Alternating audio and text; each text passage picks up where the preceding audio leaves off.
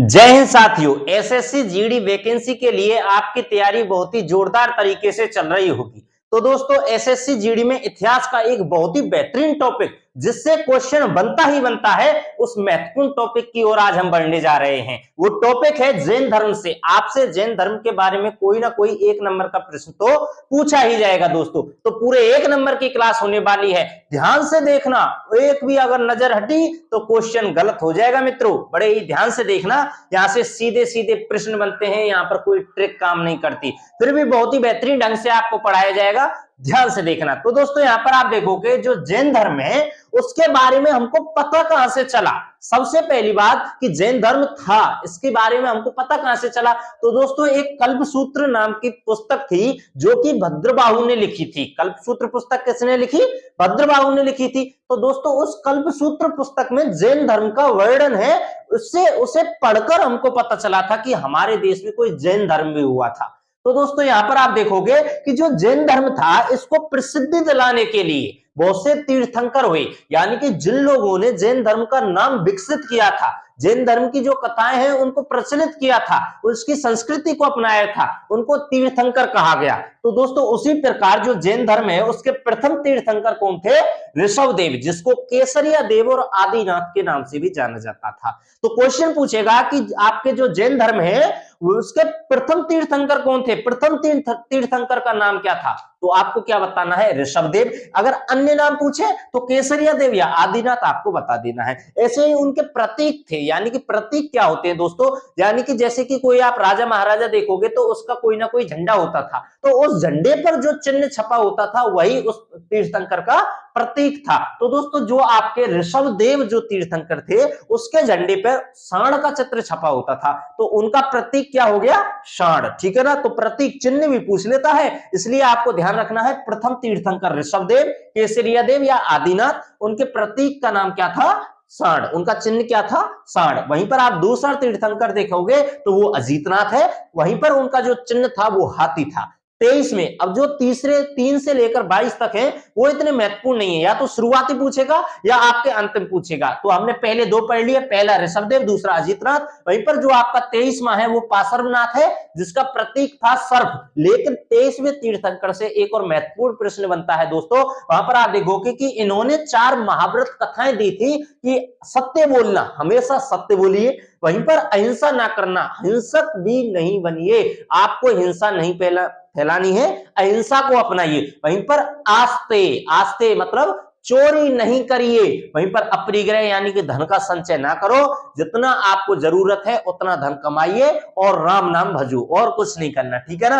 वहीं पर आपके जो 24वें तीर्थंकर, जो सबसे ज्यादा प्रसिद्धि आपके जैन धर्म को दिलाई थी, वो आपके 24वें तीर्थंकर से यहाँ पे क्वेश्चन बनने के पूरे चांसेस होते हैं। तो इसको बहुत ही ज्यादा ध्यान से देखना है मित्रों कि जो 24वें तीर्थंकर थे वो थे महावीर स्वामी जी, जिनका प्रतीक क्या था? शेर। यानी कि इनका जो झंडा था, इनका जो आपका फ्लैग था, उस पर किसका चिन्ह छपा हुआ था? शेर का। तो इनका प्रतीक क्या हो गया? शेर हो गया। वहीं पर आप देखोगे इनका जो जन्म हुआ था वो 540 बीसी में हुआ था। यहाँ इस डेट को बड़े ही ध्यान से देखना, क्योंकि यहाँ सीधे सीधे प्रश्न बन सकता है कि महावीर स्वामी जी का जन्म कब हुआ था। तो 540 बीसी, बीसी का मतलब जब से ईस्वी जो कैलेंडर वो शुरू हुआ था उससे 540 वर्ष पहले। ठीक है ना दोस्तों? और कहां पर हुआ था? कुंडाग्राम वैशाली। तो कहां पर हुआ था? कुंडाग्राम वैशाली में हुआ था। वहीं पर आप देखोगे कि इनके जो पिता थे उसका नाम क्या था? तो पिता का नाम था सिद्धार्थ। ठीक है ना? ज्ञात्रक कुल के सरदार। तो ज्ञात्रक कुल के सरदार कौन थे? सिद्धार्थ, जो कि महावीर स्वामी जी के पिता थे। वहीं पर इनकी माता त्रिशला, जो कि राजा चेतक की बहन थी। ठीक है ना? आपको समझ में आ गया होगा कि महावीर स्वामी जी की माता का क्या नाम था? त्रिशला था। वहीं पर इनकी जो पत्नी थी, जो पत्नी है, उनका नाम क्या था? यशोदा। और इनसे, इनकी पत्नी से एक पुत्री का जन्म हुआ था जिसका नाम था अनुजा प्रियदर्शनी, और उसकी उन्होंने शादी कर दी थी जमाली से। ठीक है ना? आपको समझ में आ गया होगा बहुत ही अच्छे ढंग से। अब आगे देखते हैं कि महावीर स्वामी जी ने ज्ञान की प्राप्ति कैसे की, ज्ञान की प्राप्त करने के दौरान क्या क्या महत्वपूर्ण प्रश्न बन सकते हैं, उनकी तरफ थोड़ा सा हम नजर डालेंगे। तो दोस्तों, जब ज्ञान प्राप्त किया था तो ज्ञान प्राप्त करने के संदर्भ में उन्होंने पहले 6 वर्ष मक्खिल गोसाली, आपने एक आजीविका संप्रदाय के बारे में सुना होगा, नहीं सुना तो आजीविका जो संप्रदाय थी उसकी जो स्थापना की थी वो मक्खिल गोसाली ने की थी। उस समय इनको बहुत ही अच्छा पंडित जी माना जाता था, जैसे आजकल के पंडित जी थे ना, उसी प्रकार इनको उस समय का पंडित माना था। तो दोस्तों इन पंडित जी के साथ जो आपके महावीर जैन है, महावीर स्वामी जी है, वो पहले 6 वर्ष घूमे थे ज्ञान प्राप्ति के लिए। वहीं पर जो 12 वर्ष, इन 6 वर्ष के बाद जब उनको कुछ प्राप्त नहीं हुआ, उनको लगने लगा ये तो पंडित जी ऐसे ही हैं, यहाँ से तो कुछ प्राप्त होना नहीं है, क्योंकि ये तो बस डुला रहे हैं, पढ़ाना, इनको ज्ञान प्राप्ति की इनसे आशा रखना थोड़ा बेकार है। वहीं पर आप देखोगे कि फिर उसके बाद 12 वर्ष उन्होंने अपने आप अलग होकर, जो आपके मक्खिल गोसाले हैं उनसे अलग होकर तपस्या की थी, और उन्होंने जो पहले आपके 11 वर्ष हैं, जो आपके पहले 11 वर्ष थे, उनसे 1 वर्ष और पूर्व, यानी कि आपके 12 वर्ष में टोटल उनको ज्ञान की प्राप्ति हो गई थी, लेकिन जो पहला वर्ष था उसने उन्होंने अशोक वृक्ष के नीचे अपनी समाधि ली। और जो अशोक वृक्ष वो किस नदी के किनारे था? स्वर्णवालुका नदी के। लेकिन उन्होंने देखा कि 1 साल हो गई लेकिन कुछ प्राप्त नहीं हो रहा है, कुछ मन भटक रहा है, तो उन्होंने अपनी जगह को चेंज किया और साल वृक्ष के नीचे बैठ गए, जो कि ऋजुपालिका नदी के किनारे था, ठीक है ना, जो कि ग्राम में था, और वहीं से उनको 11 साल बाद ज्ञान की प्राप्ति हुई। और दोस्तों किस ग्राम में? अब पूछेगा कि ज्ञान की प्राप्ति महावीर स्वामी जी को कहां पर हुई, तो ग्राम में हुई थी। वहीं पर किस नदी के किनारे? ऋजुपालिका नदी के किनारे। और आपके किस वृक्ष के नीचे? साल वृक्ष के नीचे। तो ज्ञान प्राप्ति के बाद उनको जो उपाधियां दी गई थी वो थी केवलिन।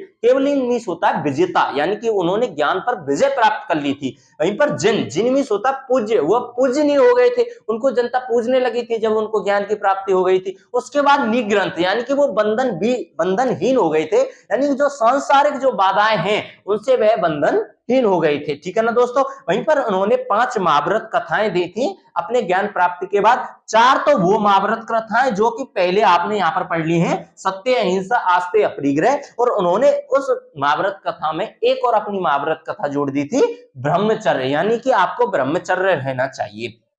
वहीं पर महावीर स्वामी जी ने त्रिरत्न दिए थे, जो आपके जैन धर्म में बहुत ही ज्यादा महत्वपूर्ण है। तो त्रिरत्न में पहला था सम्यक ज्ञान, दूसरा सम्यक दर्शन और सम्यक आचरण, ठीक है ना। सम्यक ज्ञान मतलब आप संपूर्ण ज्ञान की प्राप्ति करिए, सम्यक दर्शन अपने दर्शन, जो अपना चरित्र है उसको अच्छे ढंग से रखिए, आचरण, जो अपना आचरण है उसको स्वच्छ रखिए, ठीक है ना दोस्तों। वहीं पर इन्होंने जो प्रथम उपदेश दिया था अपने ज्ञान प्राप्ति के बाद, वो यह राजगृह में दिया था, अर्धमागधी भाषा में। और किसे दिया था? अपने जो दामाद थे जमाली, उनको अपना पहला उपदेश दिया था। अब दोस्तों देखेंगे कि जैन धर्म में आगे क्या होता है। तो दोस्तों अब हम आगे जैन धर्म में संमतियों के बारे में देखेंगे। तो जैन धर्म में 2 संमतियां हुई थी, वो कौन कौन सी? एक तो 300 ईसा पूर्व यानी कि 300 बीसी में हुई थी, वहीं पर दूसरी हुई थी 512 एडी में। जो 300 बीसी में हुई थी वो आपकी पाटलिपुत्र में हुई थी, और जो आप उसके अध्यक्ष कौन थे? तो वो उसके अध्यक्ष थे स्थूलभद्र। तो पाटलिपुत्र, जिसको अब किसके नाम से जाना जाता है? आपके पटना के नाम से जाना जाता है, जो कि बिहार में है, ठीक है ना, समझ में आ गया होगा। यानी कि जो पहली जो आपकी जैन संमति हुई थी वो आपकी पाटलिपुत्र में हुई थी 300 ईसा पूर्व 300 बीसी में, और अध्यक्ष कौन से? स्थूलभद्र थे। वहीं पर आप देखोगे दूसरी 512 एडी में, 512 ईस्वी में, जो कि बल्लभी यानी कि गुजरात में हुई थी। बल्लभी कहां पर है? गुजरात में है। और उसके अध्यक्ष कौन थे? देवर्दी क्षमा श्रमण। देवर्दी क्षमा श्रमण उसके अध्यक्ष थे। वहीं पर इसकी 2 शाखाएं थी, जो जैन धर्म था आपका, उनकी 2 शाखाएं थी, एक दिगंबर, एक आपकी श्वेतांबर। जो दिगंबर थे उसके जो अध्यक्ष थे, इसके जो हेड थे वो कौन थे? भद्रबाहु। भद्रबाहु कौन थे? आपके जो दिगंबर थे उनके अध्यक्ष थे, और जो श्वेतांबर थे उसके थे श्वेत। आपके श्वेतांबर के कौन थे बताइए? कमेंट बॉक्स में जल्दी लिखकर बताइए कि श्वेतांबर के कौन थे? स्थूलभद्र। स्थूलभद्र जो आपकी पहली समिति के अध्यक्ष थे, वही इसके क्या थे? पहले अध्यक्ष थे। पहले जो श्वेतांबर थे उसके अध्यक्ष थे स्थूलभद्र।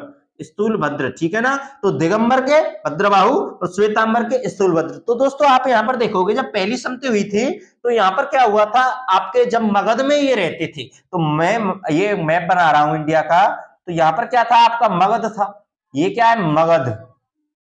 तो जब यहां पर अकाल पड़ गया था तो ये आपके दिगंबर थे, ये यहां पर कहां पर चले गए थे? दक्षिण भारत में चले गए थे, कर्नाटक चले गए थे। तो कर्नाटक जाने के बाद कुछ दिगंबर इन श्वेतांबरों के साथ रह गए थे। यहां पर जो स्थूलभद्र थे और इनके साथी थे, उन्होंने इनका क्या कर दिया? डिवीजन कर दिया था, विभाजन कर दिया था, कि जो आपके दिगंबर के जो शिष्य हैं वो आपके नग्न रहेंगे, यानी कि ये नग्न रहेंगे, और जो स्थूलभद्र के शिष्य हैं वो आपके श्वेत वस्त्र यानी कि सफेद वस्त्र पहनेंगे। तो यहाँ पर इनका विभाजन हो गया था, ठीक है ना। तो दिगंबर के जो हेड थे वो आपके भद्रबाहु, श्वेतांबर के अध्यक्ष कौन थे, स्थूलभद्र। यहाँ पर मगध 300 ईसा पूर्व जब आपका क्या अकाल पड़ा था मगध में, तो जो यहाँ पर कर्नाटक में दक्षिण भारत में चले गए थे वो कौन थे, भद्रबाहु थे। भद्रबाहु के शिष्य थे दिगंबर, जो दिगंबर शाखा थे, ठीक है ना दोस्तों, आपको समझ में आ गया होगा। अब जैन धर्म यहाँ पर आपका खत्म हो जाता है, लेकिन कुछ और एक इंपॉर्टेंट क्वेश्चन जो कभी कभी एसएससी थोड़ा हुमच के पूछ लेता है उनको हम देखेंगे। तो यहाँ पर आप पहला देखोगे कि महावीर स्वामी की जो मृत्यु जब 468 बीसी में कहां पर हुई थी, पावापुरी में। इसको जरूर याद रखना, कहां पर, पावापुरी में। पावापुरी में जब इनकी मृत्यु हो गई थी 468 ईस्वी में, तो उस समय के अध्यक्ष कौन थे, क्योंकि जैन संघ बना था। जैन संघ यानी जैन की जो आपकी जो संस्कृति थी उसको बढ़ावा देने के लिए एक जैन संघ बनाया गया था। तो उसके जो अध्यक्ष थे वो आपके इंद्रभूति थे। कब, जब महावीर स्वामी जी की मृत्यु हुई थी। और जो आपके अगले जो अध्यक्ष बने थे, यानी कि इंद्रभूति के बाद जो नेक्स्ट अध्यक्ष बने थे वो आपके सुधर्मन थे। वहीं पर आप देखोगे कि जैन भुक्षुड़ी संघ, यानी कि जो जैन भिक्षु संघ तो था आपके पुरुषों के लिए, मेल के लिए, वहीं पर फीमेलों के लिए था आपका जैन भुक्षुड़ी संघ। तो दोस्तों उसकी जो अध्यक्ष थी वो चंद्रा थी, और उससे पहले जो महिला जुड़ी थी उस संघ से वो आपकी चंपा थी, ठीक है ना, चंपा दधिवर्धन की बहन थी, ठीक है ना दोस्तों। और इसमें एक और महत्वपूर्ण प्रश्न बनता है कि जैन कसाय कितने हैं, तो जैन कसाय 3 हैं आपके, क्रोध, माया, मान। और ठीक है ना दोस्तों, यह आपको समझ में आ गया होगा। ये आपके जैन धर्म यहाँ पर खत्म होता है, बहुत ही अच्छे से आपको समझ आया होगा। यहाँ पर पूरे कंसेप्ट के साथ जहां से डायरेक्ट प्रश्न बनता है वही प्रश्न मैंने उठाए हैं, बेफालतू का कुछ भी नहीं पढ़ा है। इससे संबंधित जो भी नोट्स हैं वो आपके पीडीएफ के रूप में आपको टेलीग्राम के लिंक में डिस्क्रिप्शन में दे दूंगा, वहां से आप डाउनलोड कर लीजिएगा। ज्यादा से ज्यादा वीडियो को शेयर करिएगा जिससे और लोगों तक भी यह ज्ञान पहुंच सके और वह भी अपने सिलेक्शन के निकट पहुंच सके। और दोस्तों चैनल को सब्सक्राइब कर लीजिएगा अगर चैनल पर नए आए हैं ऐसी ही इंफॉर्मेटिव वीडियो और एसएससी जीडी की आप तैयारी करने के लिए। तो दोस्तों मिलेंगे एक नेक्स्ट जो आपका बौद्ध धर्म है उस महत्वपूर्ण टॉपिक के साथ नेक्स्ट वीडियो में। जय हिंद, जय भारत।